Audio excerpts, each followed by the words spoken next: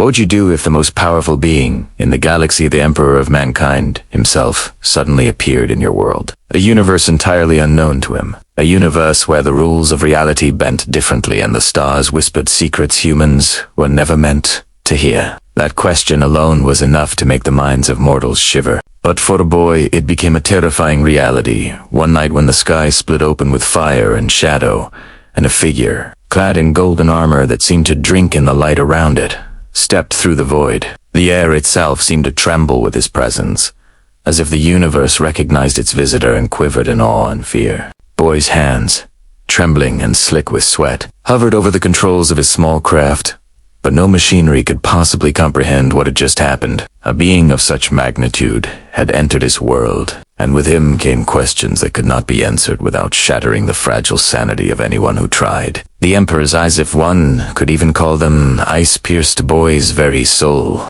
They were not merely eyes of a man or even a god. They were eyes that held the weight of 10,000 worlds, the judgment of uncountable battles, and the cold, unyielding intelligence of an immortal being who had seen the rise and fall of countless civilizations. Boy could feel his thoughts being sifted, analyzed, weighed against some unseen standard, and in that moment, he understood that this was no visitor, no stranger seeking passage or alliance. This was the Emperor, and he did not enter worlds lightly. Yet the Emperor did not speak immediately. He simply stood, the hum of his presence like a low drumbeat in the chest of reality itself. Boy, still clutching the edge of his console, could only whisper, "Why? Why here?" The question was meaningless, for the Emperor's silence was more terrifying than any voice. In that silence, Boy felt the immense scale of what had occurred. The universe he had always known, with its familiar laws and mundane horrors, had been overshadowed by something greater, something so monumental that even the sun's fire seemed dim beside it. The world around Boy's universe reacted to the Emperor, as if it, too, recognized the gravity of his existence. The stars above flickered like distant eyes. The winds of the upper atmosphere twisted into unnatural patterns, and the faint energy that flowed through every living thing thrummed with both fear and anticipation. It was a pulse he could feel in his bones, a rhythm that whispered of wars fought across time, of empires that had burned and died, and of an inevitability that stretched beyond the comprehension of mortals. Boy felt small, insignificant, and utterly exposed beneath the gaze of the one who had united humanity and fought gods themselves. But Boy was not a coward. Though his body shook and his mind raced with unanswerable questions, he asked, his voice barely audible over the roar of energy that seemed to emanate from the Emperor's very being. The figure before him did not flinch, did not acknowledge the question as if it were trivial. Instead, the Emperor's gaze shifted across Boy's universe, taking in its architecture, its stars, and the faint yet persistent hum of life that defined this strange reality. This realm, the Emperor finally spoke, his voice deep and resonant, his young, fragile, yet it pulses with possibility and danger. Even his words carried weight beyond comprehension. Each syllable seemed to carve itself into the very fabric of reality, leaving an imprint that Boy could feel in the marrow of his bones. Danger. Possibility.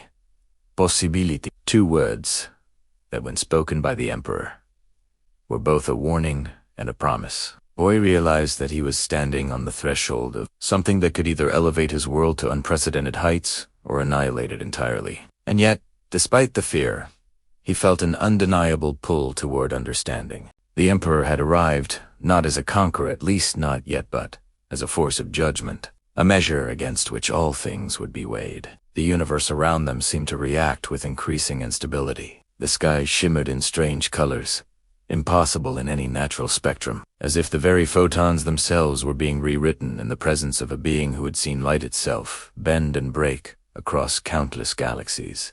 The ground beneath Boy's feet trembled faintly, and he realized with dawning horror that this was not merely a visitation. The Emperor's presence was a distortion, a reshaping of reality according to principles far beyond mortal understanding. Even his own body felt the strain, the energy around him pressing on his mind with invisible fingers, tugging at the edges of sanity. And then came the first act of will. The Emperor raised a hand, not in threat, but in demonstration. A sphere of energy formed above his palm, glowing with a brilliance that seemed to swallow darkness whole. Bor could see stars reflected in its surface, worlds spinning in impossible harmony, and the faint outline of battles fought long before his universe had existed. "The corruption of this universe," the Emperor said, "is subtle, but it festers like a wound hidden beneath the skin. I will not allow it to grow unchecked." The words, heavy with authority, sent a shiver down Boy's spine. He realized that the Emperor did not come merely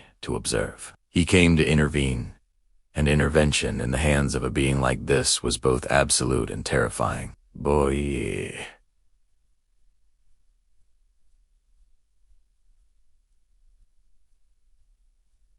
Boy tried to speak, to ask the questions that burned in his mind. Why him? Why this universe? Why now? But the Emperor's gaze shifted suddenly to him, and he understood without words that some answers were not given, they were earned. "You," the Emperor said, his tone softening slightly but carrying the weight of inevitability, "have the capacity to change the outcome here. But you must understand the scale of what you meddle with. Power, without understanding, is annihilation." Boy's mind reeled. Capacity, power, understanding. These were not words meant for mortals lightly. He felt the enormity of his responsibility, the sense that even a single misstep could unravel everything he had ever known. The presence of the Emperor began to awaken latent energies within Boy's universe. Shadows that had always lingered in the corners of reality twisted and writhed, reacting to the intrusion of a force far beyond their comprehension. Creatures born of the dark recesses of this universe hissed and fled, sensing the magnitude of the judgment approaching. Boy felt the tension building, an invisible thread pulling tighter across the cosmos, weaving together destiny and danger into a tapestry he could barely perceive. Every instinct screamed at him to flee, to hide, to surrender. But something stronger, a strange courage, or perhaps inevitability, kept him rooted in place. And then the Emperor spoke of the origin of his own world, almost as an aside, almost as a reminder. "I am the culmination of millennia of human struggle," he said, voice like rolling thunder. "From the ashes of shattered empires and the blood of countless heroes, I rose to unite humanity, to protect it from annihilation, to stand against gods and monsters alike. Warhammer is not just a name. It is the testament of struggle, of defiance, of the will to endure when all else fails." The words struck Boy like a hammer against stone. He realized that this was more than a visitation, it was a lesson, a test, a revelation of what true power meant and the cost it carried. Boy's universe, in its innocence and ignorance, could barely comprehend the magnitude of the being before it. Yet the Emperor did not immediately act with destructive force. Instead, he surveyed, analyzed, and prepared, as if calculating the precise moment when action must replace observation. And in that preparation, Boy glimpsed something that terrified and inspired him in equal measure. Even the most divine of beings, even the Emperor himself, respected potential, recognized growth, and measured possibility. It was a lesson as ancient as the stars themselves. The universe rewards those who endure, who learn, and who confront the unimaginable with courage, even when every fiber of their being screams otherwise. But courage alone would not suffice. Boy understood that his universe would be tested, perhaps even scarred permanently by the presence of this immortal being. He felt a sense of foreboding, a premonition of battles yet to come, and the first taste of the unimaginable horrors that the Emperor had faced countless times and survived. The shadow of inevitability fell over him.